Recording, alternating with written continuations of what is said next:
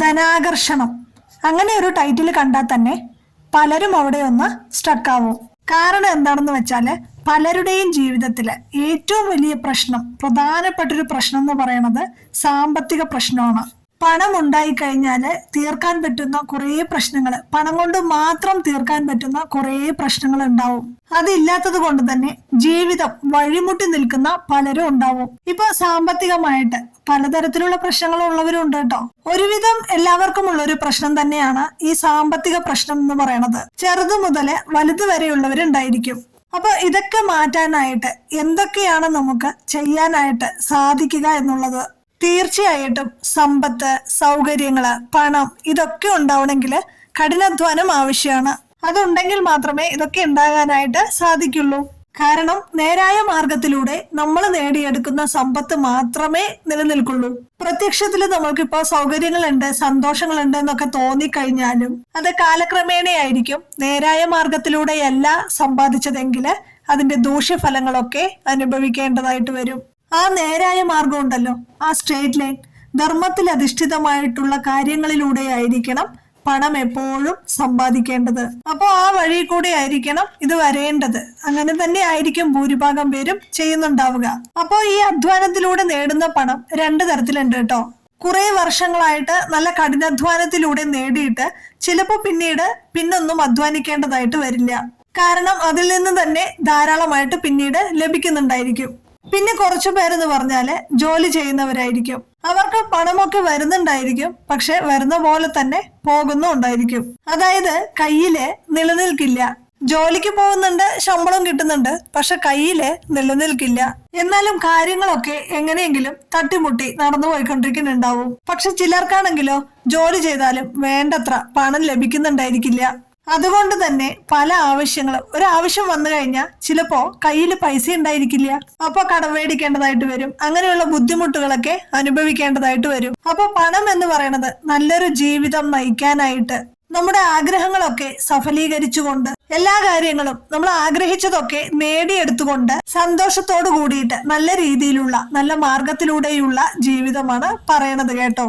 പണം ഉപയോഗിച്ചുകൊണ്ട് ദുഷിച്ച മാർഗത്തിലൂടെയും ജീവിക്കാനായിട്ട് സാധിക്കും. അതല്ല പറയണത് നല്ല മാർഗത്തിലൂടെ, അതായത് ഭഗവാൻ നമ്മുടെ കൂടെയുണ്ട് എന്ന് ഉറപ്പുള്ള മാർഗത്തിലൂടെ. അതായത് നമ്മുടെ ജീവിതത്തിലെ ഏറ്റവും പ്രധാനപ്പെട്ട ഒരു ഘടകം പണം തന്നെയാണ്. പണം കൊണ്ട് ലഭിക്കാത്ത നിരവധി വസ്തുക്കളും ഉണ്ട് താനും. അപ്പൊ ഇത് കൃത്യമായിട്ട് നമ്മുടെ ആവശ്യത്തിന് നമ്മുടെ കൈകളിലേക്ക് എത്തിയാൽ മാത്രമേ ഉപകാരമുള്ളൂ. അപ്പൊ എന്തൊക്കെ കാര്യങ്ങള് നമ്മൾ ശ്രദ്ധിച്ചു കഴിഞ്ഞാല് ഇതൊക്കെ നേടിയെടുക്കാനായിട്ട് സാധിക്കും. അപ്പൊ ധനാകർഷണം എന്ന് പറഞ്ഞു കഴിഞ്ഞാല് ഇപ്പൊ സമ്പത്ത് കുമിഞ്ഞുകൂടും എന്നൊക്കെ കണ്ടിട്ടുണ്ടാവും. അതല്ല, സമ്പത്ത് കുമിഞ്ഞുകൂടും എന്നല്ല ഉദ്ദേശിക്കുന്നത്. അതായത് നേരായ മാർഗത്തിലൂടെ നമുക്ക് അർഹതപ്പെട്ട പണം, അർഹതയുള്ളതും കിട്ടാത്തതായിട്ടിരിക്കുന്ന ധാരാളം പേരുണ്ടാവും. അപ്പൊ അർഹതയുള്ള പണം എങ്ങനെ നമ്മളിലേക്ക് എത്തിക്കാം, അതിനുള്ള കുഞ്ഞു കുഞ്ഞു നുറുങ്ങു വിദ്യകള്, അതാണ് ഇന്നത്തെ വീഡിയോയിലൂടെ പറയാനായിട്ട് പോകുന്നത് കേട്ടോ. അത് വിശ്വാസത്തോടുകൂടി ചെയ്യുകയാണെങ്കിൽ അതിന് തീർച്ചയായിട്ടും ഫലം ലഭിക്കും. അപ്പൊ ധനാകർഷണത്തിനായിട്ട്, അതായത് സമ്പത്ത്, പണം നമ്മുടെ കൈകളിലേക്ക് എത്താനായിട്ട് നമുക്ക് ചെയ്യാൻ പറ്റുന്ന കുറച്ച് കാര്യങ്ങളാണ് ഇന്നത്തെ വീഡിയോയിലൂടെ പറയാനായിട്ട് പോകുന്നത് കേട്ടോ. അപ്പൊ എല്ലാവരും വീഡിയോ മുഴുവനായിട്ടും കാണാനായിട്ട് ശ്രമിക്കുക കേട്ടോ. ശരിക്കും പറഞ്ഞാല് ഈ പണം, സമ്പത്ത്, ഐശ്വര്യം ഇതെല്ലാം മഹാലക്ഷ്മിയാണെന്നാണ് പറയാറ്. മഹാലക്ഷ്മിയെ പ്രീതിപ്പെടുത്തി കഴിഞ്ഞാലാണ് ഇതെല്ലാം നമുക്ക് സ്വന്തമാക്കാനായിട്ട് സാധിക്കുള്ളൂ. ഇപ്പോ മഹാലക്ഷ്മിയെ പ്രീതിപ്പെടുത്തണം എന്ന് പറയുമ്പോ ഇപ്പോ പൂജാമുറിയില് ഫോട്ടോ വെച്ച് വിളക്ക് കത്തിക്കുന്നവരുണ്ടായിരിക്കും. അതിന്റെ പൂജകളൊക്കെ ചെയ്യുന്നവരുണ്ടായിരിക്കും. പൂജകളൊക്കെ ചെയ്യുമ്പോൾ മന്ത്രങ്ങളൊക്കെ ഉപയോഗിക്കണമെങ്കിൽ ഗുരുനാഥന്മാരുടെ അടുത്ത് നിന്ന് ഉപദേശങ്ങളൊക്കെ ലഭിച്ചിട്ട് വേണം അത് ചെയ്യണമെങ്കിൽ കേട്ടോ. ഇതൊന്നും അല്ലാതെ വളരെ സിമ്പിൾ ആയിട്ട് നമുക്ക് ചെയ്യാൻ പറ്റുന്ന കുറച്ച് കാര്യങ്ങളാണ്. മഹാലക്ഷ്മിയെ പ്രീതിപ്പെടുത്തണം എന്ന് പറയുമ്പോൾ മഹാലക്ഷ്മിക്ക് ഇഷ്ടമുള്ള കുറച്ച് കാര്യങ്ങളുണ്ട്.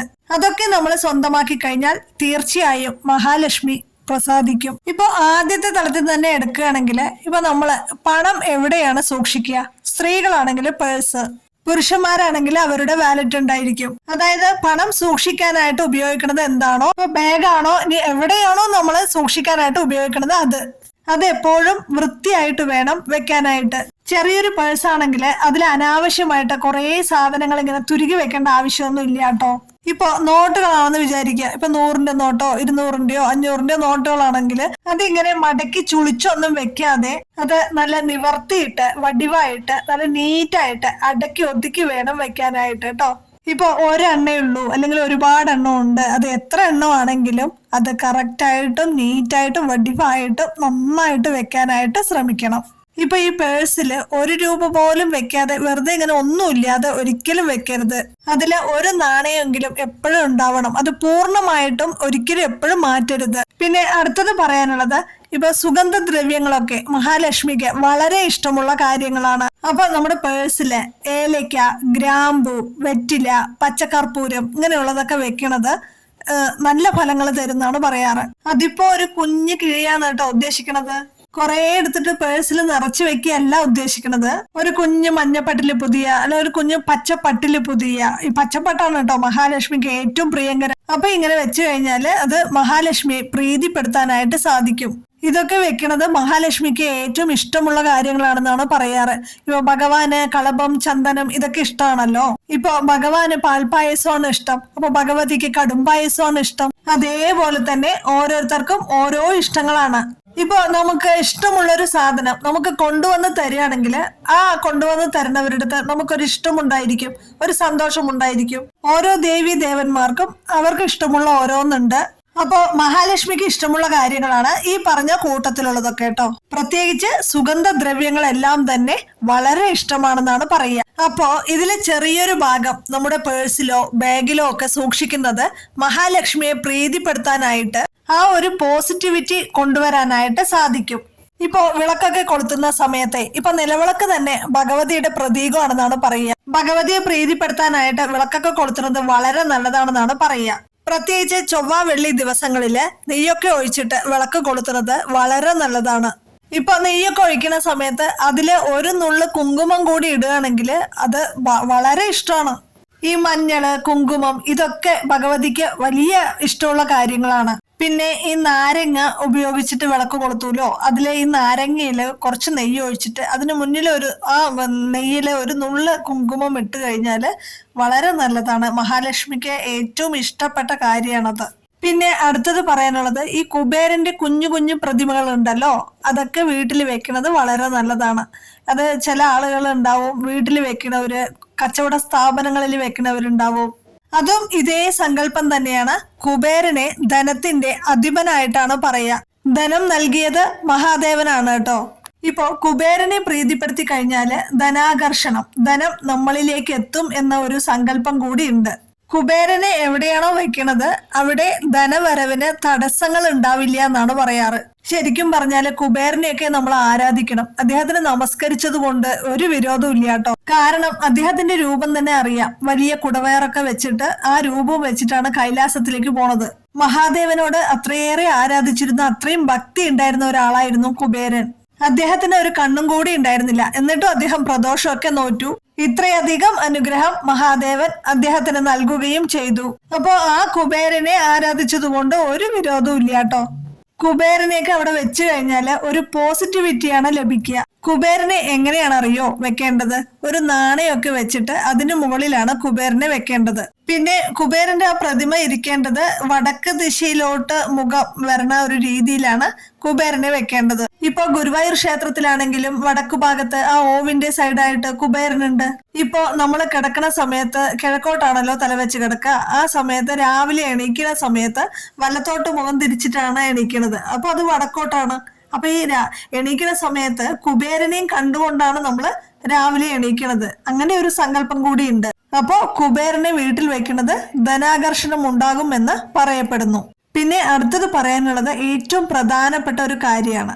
നമ്മുടെ വീട്ടില് ലക്ഷ്മി കടാക്ഷം ഉണ്ടാവണമെങ്കിൽ നമ്മൾ ആദ്യം ഭഗവാനെ പ്രീതിപ്പെടുത്തണം. ഭഗവാൻ ഉള്ളിടത്ത് മാത്രമേ ലക്ഷ്മി അവിടെ വസിക്കുള്ളൂ. ഭഗവാന്റെ സാന്നിധ്യം ഉള്ളിടത്ത് തീർച്ചയായിട്ടും മഹാലക്ഷ്മിയുടെ സാന്നിധ്യം ഉണ്ടാവുക തന്നെ ചെയ്യും. മഹാവിഷ്ണുവിന്റെ അനുഗ്രഹം ഉണ്ടാവാനായിട്ട് നമ്മൾ ചെയ്യേണ്ടത് ഭഗവാന്റെ നാമങ്ങൾ ജപിക്കുക എന്നുള്ളതാണ്. അപ്പൊ ഇങ്ങനെയൊക്കെ ചെയ്യുന്നത് വഴി നമ്മുടെ വീടുകളിൽ ഒരു പോസിറ്റിവിറ്റി ഉണ്ടാകാനായിട്ട് സാധിക്കും. ഇതുമൂലം ലക്ഷ്മി കടാക്ഷം ഉണ്ടാവുകയും നമുക്ക് ധനാകർഷണം ഉണ്ടാവുകയും ചെയ്യും. അപ്പൊ എല്ലാവരും ഇതൊക്കെ ഒന്ന് ചെയ്തു നോക്കാനായിട്ട് ശ്രമിക്കുക കേട്ടോ. അപ്പോൾ എല്ലാവർക്കും സാമ്പത്തിക തടസ്സങ്ങളൊക്കെ മാറിയിട്ട് നല്ലൊരു ജീവിതം കൈവരട്ടെ.